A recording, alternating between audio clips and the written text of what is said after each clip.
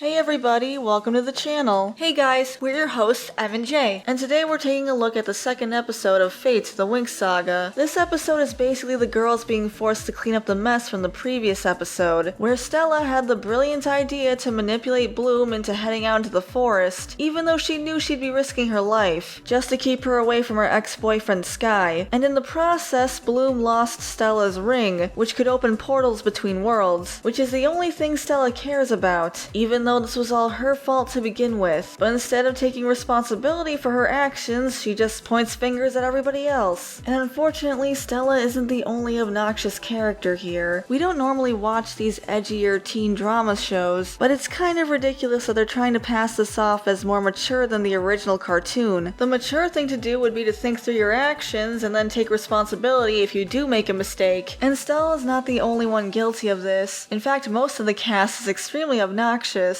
Just because they talk about sex and drugs doesn't actually make them mature. The episode begins with the headmistress and Mr. Silva going to check on the burned one. It's still tied up despite Beatrix messing with it, which the two aren't aware of. Terra uses her mind magic on it to try to get answers, but all she gets is a fright. So that was a productive scene. Meanwhile, in the Winx suite, the girls are starting their day. Aisha asks how Bloom is feeling about the changeling situation, although I'm not sure this is a question to ask first thing in the morning. Bloom answers that she's trying to not feel anything, but Aisha tells her that today she'll be learning how to use her magic for the first time, so she can at least be excited about that. Meanwhile, Terra's uncomfortable about changing in front of others, so she tries to change in the bathroom, but Aisha's on the swim team, so she has no problem showering in front of other girls, so Terra flees. No one's favorite Stella finally makes it back to the room, and she's being her usual sunshine self, demanding to know where her ring is. Bloom tells her that the burned one took it, so Stella gets really angry and tells Bloom that she's a screw-up, apparently forgetting that she's the one who manipulated Bloom into going out there with the burned ones. She should have known she was never going to see her ring again. How's a dead girl supposed to bring it back? But it turns out this ring is one of the crown jewels of Celeria, which is kind of a problem because Stella is the princess of Celeria, and her mom's gonna be really mad when she finds out it's gone. At least Aisha calls her out for giving Bloom the ring in the first place, because Stella is not being realistic about what happened. Bloom wants to go to the headmistress and tell her about the missing ring, thinking that maybe she can help them, but Stella shoots that down, saying this has to be kept a secret, and that she'll figure out what to do after class. Yeah, right. I'm sure Stella has everything under control. And then comes to Beatrix, who's confronting the headmistress again. She puts on this nice girl act, but she really isn't pulling it off well. Her compliments come off as fake, and you can tell she's there for her own motivations, which isn't great for a villain who's trying to be sneaky. She asks her if she needs any help setting up for the lesson, but the headmistress informs her that she already has an assistant, and politely tells her to get lost. So now it's time for the first magic lesson of the year, and Bloom's first magic lesson ever, and the headmistress is teaching it. Not sure why there isn't another teacher for this, but I think there's only 4 people who work at this school, if you count the headmistress's assistant, which is a little weird, but maybe they just didn't want to hire too many actors. They use her lecture to drop some exposition. She says that their first year is all about fairies learning how to harness the element they were born with, but in time they can learn to harness other elements too. Their first task is to manifest their element in a bowl. I'm not entirely sure what the mind fairies are manifesting here though. Anyway, it gets to Bloom's turn, but no matter how hard she tries, she can't light a fire. Only a few embers. Everyone starts whispering, which makes Bloom self-conscious, and Aisha tries to spur her on, telling her to think about how much she loves her parents, but Bloom just says to move on and goes back to her seat. After class, the headmistress tries to encourage her, but Bloom is frustrated, saying she's either on the verge of killing everyone or can't seem to light a match, which does really suck, but I think part of it is that Bloom lacks emotional maturity and lets her temper get the best of her, which can end up killing people. I know she's just a kid, and of course she doesn't have to be perfect, but we've seen the kind of damage her anger management issues can lead to. But the headmistress says it's only the first day, and she just needs to make sure her mind is clear, and everything else will fall into place. Seriously though, addressing her anger management issues couldn't hurt, so Bloom just comes out and asks if she's a changeling. Well, that was to the point. Bloom's upset that the headmistress just said that she was from a dormant bloodline instead of being honest about the changeling thing, and the headmistress explains that she didn't want to burden her with too much at once. I do like this character drama. It helps contextualize why Bloom is struggling so much, and it makes it easier to sympathize with her. I think as long as the show focuses on character drama and not teen drama, it could be more successful in its storytelling. Anyway, Bloom wants to find her real parents, but the headmistress doesn't know who they are or how to find them, but says that as long as Bloom keeps studying, the answers will eventually come to her, but Bloom just grumbles about how vague that is. I do think Bloom would benefit from one-on-one lessons. We wouldn't want a repeat of what happened in the forest in the last episode. It then cuts to the specialists, and honestly, I hate everything with the specialists. They always play this obnoxious music to show that they're so tough and hardcore, and it's just a bunch of boy drama, which is equally as obnoxious as girl drama. Sky and Riven are watching two specialists spar. One of them is the kid that Riven bullied at the party. His name is Dane, and he gets his butt kicked by a girl specialist, which is probably the only time we're gonna actually get to see girl specialists. Sky notices Stella walking over, so he rushes off to her. Good luck with that. Which ends up leaving Dane alone with Riven, which would be a nightmare for anyone, especially a kid who just got bullied. If anyone made me throw up, I would never want to see that person again. Riven starts blackmailing Dane though, because he accidentally liked a picture on Riven's Instagram, and he's threatening to tell everybody. This is a really stupid conflict. Dane says he was just looking at all the second years and his finger slipped, but apparently this is a really big deal. Then Riv gives Dane unsolicited advice, saying he should be careful who his friends are, which I don't know what he means by that, because has Riven met himself? He then says he should focus more on strategy when sparring so he can win, and less on brute strength. I'm not sure why Riven is giving him this advice instead of the teacher. Where is the teacher anyway? Meanwhile, Stella asks Sky if he knows where they're keeping the burned one, since she needs her ring back. Sky also suggests that they should tell the headmistress Dowling, but Stella says Dowling made an oath to her mother, the Queen of Solaria, so if Dowling finds out, then her mother will find out too, and she doesn't know what she'll do to her. Well, maybe next time you should think twice about trying to get your roommates killed. But Sky says he'll help her, and Stella thanks him for helping her with the ring and for letting her sleep over last night. The specialist teacher, Mr. Silva, walks up, and Stella pretends they were talking about a quiz coming up, and leaves. Mr. Silva also tells Sky that he should not be getting involved with Stella, so Stella has a terrible reputation if even the teachers are getting involved in this. But Sky says he can save the lecture because he's actually lecturing himself in his head. So he knows he shouldn't be hanging around Stella, but he's gonna do it anyway. He says Stella isn't as bad a person as people believe, but maybe Stella could do literally anything to prove that. Why should we take his word for it when she's an attempted murderer? Bloom is talking to her mom on the phone, and they seem to be on much better terms now, which is nice to see. Bloom's mom encourages her to make friends with her roommate, but Bloom is still insistent on keeping her distance, even though Aisha seems pretty cool, but even her mom calls her out on her misanthropic tendencies. We then get a small scene between Beatrix and Riven. She asks him to help her break into the headmistress's office, and he asks what's in it for him, but she just says that since he's a guy, he'll help her just because she's hot. So he follows her. Way to be shallow, Riven. But what else is new? It cuts to Musa and Aisha getting lunch. They're chatting about the magic lesson, and Musa explains that her magic is basically always on, and it makes crowded spaces really difficult for her, since she's constantly picking up on everyone else's emotions. She points out random people in the cafeteria and explains what they're feeling, but then she sees this one guy coming down the stairs, but she's not picking up anything from him, which takes her by surprise, and causes her to be infatuated with him. This whole thing kinda reminds me a little bit of Twilight, where Edward has the ability to read people's minds, but can't seem to pick up anything from Bella. There's even a scene where he points out a bunch of people in a restaurant and explains what they're thinking, so thanks for making me remember that Twilight was a thing, Fate. Anyway, the two of them join Terra and Bloom for lunch. Aisha thinks that they should work together to help Bloom, since she's probably just stressed out about finding out she's a changeling. Bloom gets defensive about being exposed as a changeling, but Musa and Terra seem cool with it. So are changelings something that are usually looked down upon by other fairies? It's not explicitly stated, but Bloom really doesn't want this secret out. Regardless, it's really no one else's business, so even though Aisha has good intentions, maybe she shouldn't talk about this so openly. But unfortunately, Stella shows up, and she's brought a map of the school, because she wants them all to go get her ring back, even though this was all her fault to begin with and she should really take care of her own problems. Sky chats with Bloom, much to Stella's annoyance, asking if she's alright after what happened last night. The two share some banter before Stella cuts in. She asks if he has any idea where the teachers would stash the burned one. He says there are only so many structures beyond the barrier, and Terra guesses the barn would be the most logical place. So what's the point of this barrier if people can just pass through it regularly, whether they can use magic or not? Like that farmer from the first episode. Maybe the headmistress can at least have it where she's notified if somebody crosses the barrier, because as things are, the barrier just doesn't seem effective enough. Anyway, Stella says they have to sneak into the barn and get her ring back, but Aisha and Musa call her out on this being her problem specifically, but Stella claims that she's not the one who lost the ring, ring, except it was her idea to send Bloom out there in the first place, so this is her fault, and she really has no business dragging the others into more danger. Sky tries to say they need to make a plan, but Stella interrupts him, because of course she does, claiming they're making this a bigger deal than it needs to be. Yeah, no, Stella's a real piece of work. Bloom agrees to go after the ring because if there's one thing we learned about her last episode is that she kind of has a death wish. Terra does say that her father made a serum to subdue the burned one, and she should be able to make more. Then Stella gets really snobby. She thanks Terra for being helpful, Bloom for taking responsibility for her mistake, and then thanks the other two Winx for nothing. Why do they insist on making Stella the worst? Not long afterwards, Sky catches up with Bloom and tells her that she doesn't have to go along with everything Stella says just because she has a strong personality, but Bloom says it was her fault that the ring was lost, so she'll work to get it back. It's sad that Bloom believes this really was her fault, when it absolutely was not. Let Stella handle her own problems. Sky tries to apologize about the whole Stella thing, saying that they dated last year, but they had kind of a rough breakup, which is probably putting it mildly. So Bloom says it seems complicated and she doesn't really need any more complication in her life, and then walks away. It kind of feels like the show is putting them together because she's the main character and he's the resident hot guy. I feel like there's not much to say about them, and this is the main romance, so you'd think it would be a little more compelling. Meanwhile, Riven and Nuttatrix have snuck into Dowling's office. He's done this before, which Beatrix finds helpful, but then she judges him for smoking vapes and not real joints. I really don't care about the edgy teen stuff. He asks what she's after, which maybe he could have asked earlier, before they actually snuck in. Why sneak into a place where you don't know what you're looking for? Beatrix says she's not looking for test answers, she's looking for the secrets that they don't teach, and explains that Althea has a dark history that the faculty tries to hide. Elsewhere, Bloom heads back to where they had their first magic lesson, and she tries to activate her powers, but it's still not working, when she's interrupted by Stella, the best character. Stella tells Bloom that her problem is that she's overthinking magic, and magic isn't something you can think your way into. It's all about feeling, which Bloom says she already knows and has a whole page in her notes dedicated to it, which Stella just makes fun of, and then starts bullying her for being adopted and a changeling. Can she really get worse at this point? Bloom gets upset, but Stella demands that she put her hands on the vessel, and says that the strongest magic comes from anger and rage. Is it really the strongest magic, or the most out of control magic? Because I feel there's a very big difference. Bloom puts her hand on the bowl and it actually does react, which she's happy about, but Stella says that they've just begun. So Stella's plan is to bully Bloom until she can use her magic? How could this possibly backfire? Emphasis on the fire. Stella really shouldn't be surprised if she gets burned, but Bloom decides to get tutoring from Stella, which is a stupid idea, and Aisha notices, which she's not really thrilled about, and she tells Musa about it. Musa asks why she cares about being friends with Bloom. She's mostly just been rude, but Aisha says that she thinks roommates should be friends, which Musa can't comment on. But Aisha changes the subject and asks about that guy she keeps seeing around, and Musa says it's strange that he keeps appearing and disappearing every time she tries to talk to him, but they realize he's actually an earth fairy when he walks through a wall, and that explains his disappearing. So Aisha calls him over even though Musa demands that she doesn't. It turns out his name is Sam, and Aisha tells him that Musa's been stalking him. I don't know if I would have used that language, but he takes it as a joke, so Aisha leaves them alone with each other. Terra is hanging out with Dane. They're working on a serum to sedate the burn one and treat its victims, but Riven keeps texting him, making a bunch of edgy gay jokes about picking flowers. I'm surprised they can get away with this on Netflix. Speaking of Riv, he's hanging out with Beatrix, who are doing drugs in his dorm room. Sky comes in and says it's not smart to sneak a girl in during the day, but Riven said he made sure that Silva was out of the building. He's in charge of their dorm too? Seriously, how many people work at this school? But he lets him know about them calling in the Solarian army, so that confirms that there is a burned one, and they're probably going to move it to the prison in the capital, but his girlfriend would probably know more about it. Beatrix excuses herself to go to the library, much to Riven's annoyance. Sky tries to tell Riv that dating her is a bad idea, but Riven dismisses that. Although Sky's dating Stella, is he really one to talk? Just saying. Meanwhile, Aisha confronts Bloom about learning magic from Stella, which she says is a bad idea. Nice to see someone make sense for once. Bloom questions how she knew that. Aisha says that her notebook was open on her desk, and Bloom gets really offended by this, like she went snooping through her things or something. If she feels that way, she should just keep her notebook closed. Besides, it's not like she could keep this secret for long. Gossip spreads really quickly in the this show. But Stella comes in saying they need to get to the burn one before the army does. Aisha reminds them that this is a stupid plan, but they're too stubborn to listen. We then get a small scene between Sam and Musa, where they're discussing their powers. As an earth fairy, he can pass through anything that's natural, like stone or dirt, so he can pass through the stone walls of Althea, which is why he kept disappearing earlier. They banter, and they're actually pretty cute. Definitely the best couple we've seen so far. But Musa has to leave because she got a text from Terra, saying they have to get the burned one now. Stella asks Aisha why she's coming along, since no one asked her to, which isn't really true because when they were having lunch, she demanded that they all go, so good job there, Stella. But Aisha just asks why she's dressed like Combat Barbie, which is a good question actually. Seriously, who put her in that outfit? Does she think it's stealthy? So the Winx all cross the barrier to find the barn. Yeah, Althea really needs to beef up their security. The girls make it to the barn, and Bloom, Stella, and Aisha head inside, but Musa gets distracted by something and walks off, so Terra follows her. The burned one isn't in the barn, so they think the military's already moved it. Musa leads Terra to a whole bunch of dead bodies. It turns out the burned one got loose and slaughtered a whole bunch of military guys. The girls find Mr. Silva, who's the only survivor of the attack, but he's not doing so well. They also realize that Bloom is missing. She walked off because she's hearing voices, so now there's that to deal with on top of everything else. Aisha and Stella go to find Bloom while Musa and Terra take care of Mr. Silva. Mr. Silva is dying from the burned one infection, so Terra gives him that stuff she was working on with Dane, which calms the infection. Elsewhere, Aisha tells Stella to use her magic because it's starting to get dark, but Stella's having trouble with her light magic. It's not turning on despite the fact that she's scared, and fear is supposed to be one of those strong emotions that makes magic work. At least that's what she told Bloom earlier. I guess those negative emotions aren't so reliable after all, so Aisha just tells Stella to go back to school and get help. Meanwhile, Bloom is just wandering through the forest following some disembodied voice. If we were lucky, this would be Daphne, but spoiler alert, it isn't. But more on that later. The only thing Bloom finds out here is the burned one, which charges at her. Bloom actually manages to throw fire at it, but it's not very effective. It turns out the burned one is already burned. Who knew? Luckily, Aisha is able to sucker punch it with water, and it gets impaled on a branch. So it wiped out all these trained military guys, but one student was able to kill it? Alright then. Stella's ring is lodged in its side, so Bloom has to dig into it to get it out, which is pretty gross. But they get it, so at least we can finally put that to rest. Stella makes it back to school and tells Sky what happened. Terra and Musa make it back to school with Mr. Silva, and it's causing a scene, so I guess the cat's out of the bag. Terra tells Sam to go get their dad, which throws Musa off, but it turns out they're siblings, so there's that drama. But there's no time for that right now. Notatrix heads to Dowling's office and plays innocent, saying that Mr. Silva's hurt and she doesn't know what happened, as if she's not the one who let the burned one out. Dowling and her assistant rush off, leaving Beatrix alone in her office, where she starts snooping again. She ends up finding a secret passage behind a bookcase. Terra's dad is treating Silva's injuries, and there's a nice moment between him and Terra, where he tells her how proud he is, since she was able to save his life in the forest. Sky tries to talk to Silva, but he asks to be alone with the other teachers, assuring him that he'll be okay, so he and Terra leave. Then he tells them the burn one was already loose by the time they got there, and that somebody set it loose, and he might have seen the culprit fleeing the scene. This leaves the headmistress and Terra's dad dismayed. Speaking of which, Beatrix is examining the secret passage she found, but the headmistress's assistant comes in, except it turns out he's a bad guy too.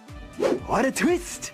He tells her the entrance is booby-trapped, and he can't get past it because he's not a fairy, so he doesn't have any magic, but that's probably why she was sent instead. Apparently they have some kind of shadowy figure who is pulling the strings behind all of this. They only use pronouns to refer to him, to make things extra mysterious. Beatrix says they have to get down there, and it's time for Althea's dirty secrets to come to the light. So I guess they're trying to make it sound like the heroes aren't 100% good and the villains aren't 100% evil, but come on, this character's supposed to represent the tricks. Back at the Winx suite, Bloom gives Stella the ring back, and she's totally ungrateful about it, insisting they never speak of this again, before walking off. Sky shows up. Apparently he's here to spend the night with Stella, but not before giving Bloom a look that seems to suggest he'd rather be spending the night with her, and Stella gives Bloom a look before closing the door with Sky inside. Well, this is all a toxic situation. Anyway, Bloom and Aisha head to bed, and Bloom's finally starting to soften. She can actually have have a normal conversation without snapping at people, and they even banter. It's nice. Aisha asks Bloom why she wandered off in the forest, and she says she doesn't really know. She doesn't tell her about the voice she heard, instead saying she felt some kind of connection with the burned one, which doesn't really make sense to me based on what happened, but she says that at this point everything in her life is weird and some of it's out of her control, and at this point she's just rolling with it. Okay, you'd think her first priority would be to figure out what was going on with that voice, but I guess one thing at a time. But I guess it can't wait because all of a sudden Bloom's eyes gloss over, and she seems to be in some kind of trance, and the episode ends like this, with Aisha panicking and Bloom totally out of it. Well, I guess in the end it was nice to see Bloom lighten up a bit. She still has a long way to go in regards of character development, but at least it's a start. But I will say it's a good thing Aisha's around because she wouldn't get very far without her, especially with Stella's bad influence. Speaking of Stella, she continues to be the worst, and the same goes for Riven, and Sky's just whipped. Beatrix is supposed to be a conniving threat, but she mostly comes off as annoying. We got to see a different side of Musa this episode, and her and Sam seem like they really hit it off. Of the couples shown, they have the strongest chemistry. A little bit on the Twilight side, but overall pretty cute. Terra was pretty good this episode too. She still talks a lot, but she did save Silva's life. She's really competent for a student. I'm sure her dad had a lot to do with that. But overall, this episode was still pretty frustrating. I think if the show would focus more on character drama and not teen drama, things would be a lot better, but unfortunately that's not the case. So those were our thoughts. What did you guys think? We'd love to hear from you, so leave a comment down below. Thanks for watching, we really appreciate it. Before we go, we'd like to give a shout out to our members: Caleb Nelson, Stutania, Tyrant Carnivore, Adam K, Shiny Orc Boy, Taylor Ramirez, The Rabbit Mancer, Dash Hound, Haley Kosheva, Raythulu, Hunter Rose, General Bolivar, Depth Charge Media, Samaru163, and Kopitio Bozinski. Thank you all so much for your support. If you'd like to become a member, you can hit the join button next to the subscribe button. If you enjoyed this video, you can leave a like and subscribe to the channel to see more content from us. Thanks again for watching, and we'll see you in the next video. Bye everybody. Bye guys.